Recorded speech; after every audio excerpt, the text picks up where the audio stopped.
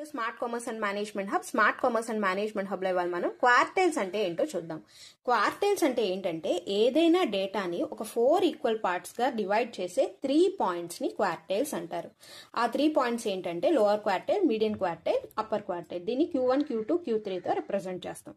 ఓకేనా. Lower quartile ఏంటంటే ఏదైతే పాయింట్ 25% కన్నా బిలో పడుతుందో దాన్ని లోవర్ క్వార్టైల్ అని, 50% అంటే ఏదైతే పాయింట్ కనుక్కున్నామో అది 50% కల్లా బిలో పడుతుందో దాన్ని మీడియం క్వార్టైల్ అని, ఏదైతే పాయింట్ ఒకటి కనుక్కున్నామో అది 75% కన్నా బిలో పడుతుందో దాన్ని అప్పర్ క్వార్టైల్ అని అంటాం. ఓకేనా.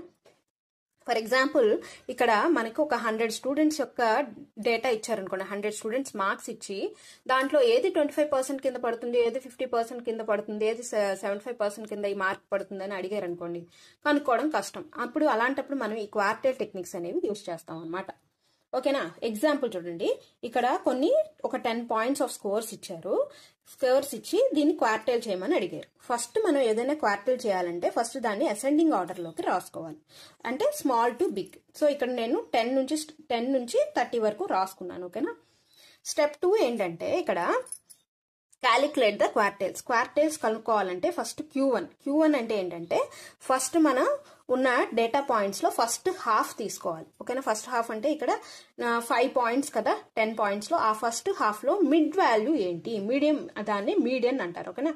మిడ్ వాల్యూ ఏంటో అదే మనకి Qn అవుతుంది అనమాట. ఓకేనా. అంటే లోవర్ క్వార్టైల్ అవుతుంది. నెక్స్ట్ ది Q2 అంటే ఏంటంటే ఒక డేటాని మొత్తం ఇక్కడ 10 పాయింట్స్ ఉంది కదా, డేటాని 2 హాఫ్స్ కింద డివైడ్ చేస్తే దాన్ని వచ్చే మిడ్ వాల్యూని మనం Q2 అంటాం. ఇక్కడ 10 పాయింట్స్ ని మీడియన్ తీసుకోవడం కష్టం. సో మిడ్ వాల్యూ అనేది తీసుకోవడం కష్టం. సో మనం ఏం చేస్తాం, ఈ 5, 6, 5th point 6th point by 2 వేస్తాం అనమాట. 5th value by 6th value by 2. 16 plus 18 by 2 that is equal to 17. 17 అనేది 50% ని రిప్రజెంట్ చేస్తుంది. నెక్స్ట్ ది Q3 అంటే థర్డ్ క్వార్టైల్. అది లాస్ట్ హాఫ్ ఉంది కదా, అంటే ఒక డేటాని 2 కింద డివైడ్ చేస్తా, అంటే 5 పాయింట్స్ కింద డివైడ్ చేస్తే లాస్ట్ 5 పాయింట్స్ థర్డ్ Q3 కింద వస్తాయి. ఇక్కడ చూసారా, ఇక్కడ 18, 20, 25 ఇలా ఉంది కదా. ఇందులో మిడ్ వాల్యూ ఏదైతే మీడియం లో ఉంది, మిడ్ వాల్యూయే Q3 అవుతుంది అనమాట. ఓకేనా.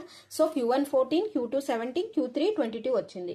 అంటే 25% ఆఫ్ ద డేటా అంటే బిలో 14 వస్తే 25% కింద వస్తుంది, బిలో 17 వస్తే 50% కింద వస్తుంది, అలాగే బిలో 22 వస్తే 75% కింద వస్తుంది అనమాట.